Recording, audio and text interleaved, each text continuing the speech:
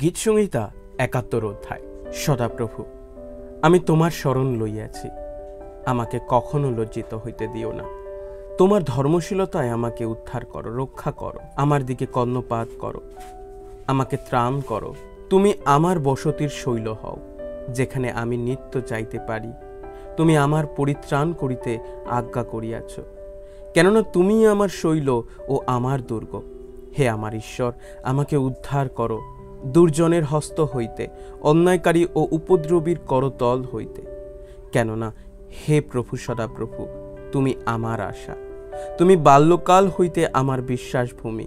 গর্ভ হইতে তোমার উপরেই আমার নির্ভর, জননীর জঠর হইতে তুমি আমার হিতৈষী। আমি সতত তোমারই প্রশংসা করি। আমি অনেকের দৃষ্টিতে অদ্ভুত লক্ষণ স্বরূপ, কিন্তু তুমি আমার দৃঢ় আশ্রয়।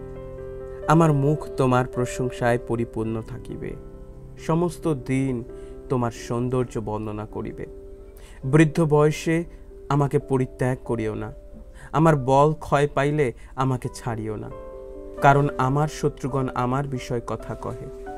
আমার প্রাণের উপরে যাহাদের চক্ষু, তাহারা একত্র মন্ত্রণা করে।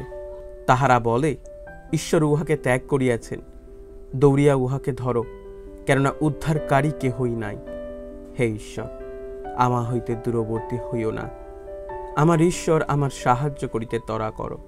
তাহারা লজ্জিত ও উচ্ছিন্ন হোক, যাহারা আমার প্রাণের বিপক্ষ, তাহারা তিরস্কারে ও অপমানে আচ্ছন্ন হোক। যাহারা আমার অনিষ্ট চেষ্টা করে, কিন্তু আমি নিরন্তর প্রত্যাশা করিব এবং উত্তরোত্তর তোমার আরও প্রশংসা করিব। আমার মুখ তোমার ধর্মশীলতা বর্ণনা করিবে, আমার পরিত্রাণ সমস্ত দিন বর্ণনা করিবে, কেননা আমি তাহার সংখ্যা জানি না। আমি প্রভু সদাপ্রভুর পরাক্রমের ক্রিয়া সকল লইয়া উপস্থিত হইব। আমি কেবল তোমারই ধর্মশীলতা উল্লেখ করিব। হে ঈশ্বর, তুমি বাল্যকাল অবধি আমাকে শিক্ষা দিয়া আসিতেছ, আর এ পর্যন্ত আমি তোমার আশ্চর্য ক্রিয়া সকল প্রচার করিতেছি। হে ঈশ্বর, বৃদ্ধ বয়স ও পক্ককেশের কাল পর্যন্ত আমাকে পরিত্যাগ করিও না, যাবৎ আমি এই বর্তমান লোকদিগকে তোমার বাহুবল ভাবী লোক সকলকে তোমার পরাক্রম জ্ঞাত না করি। হে ঈশ্বর, তোমার ধর্মশীলতাও ঊর্ধ্ব পর্যন্ত ব্যাপ্ত। তুমি মহৎ মহৎ কার্য সাধন করিয়াছ। হে ঈশ্বর, তোমার তুল্য কে?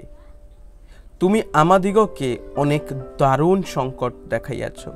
তুমি ফিরিয়া আমাদিগকে সঞ্জীবিত করিবে, পৃথিবীর অধস্থান হইতে পুনর্বার উঠাইবে। তুমি আমার মহত্ব বৃদ্ধি করো এবং ফিরিয়া আমাকে সান্ত্বনা দাও। আবার আমি নেবল যন্ত্রে তোমার স্তব করিব। হে আমার ঈশ্বর, তোমার সত্যের স্তব করিব। হে ইসরায়েলের পবিত্রতম, বিনাতে তোমার উদ্দেশ্যে সঙ্গীত করিব। তোমার উদ্দেশ্যে সঙ্গীত করিবার সময় আমার ওষ্ঠাধর আনন্দ গান করিবে। আমার প্রাণও করিবে, যাহা তুমি মুক্ত করিয়াছ। আমার জিহ্বাও সমস্ত দিন তোমার ধর্মশীলতার কথা কহিবে।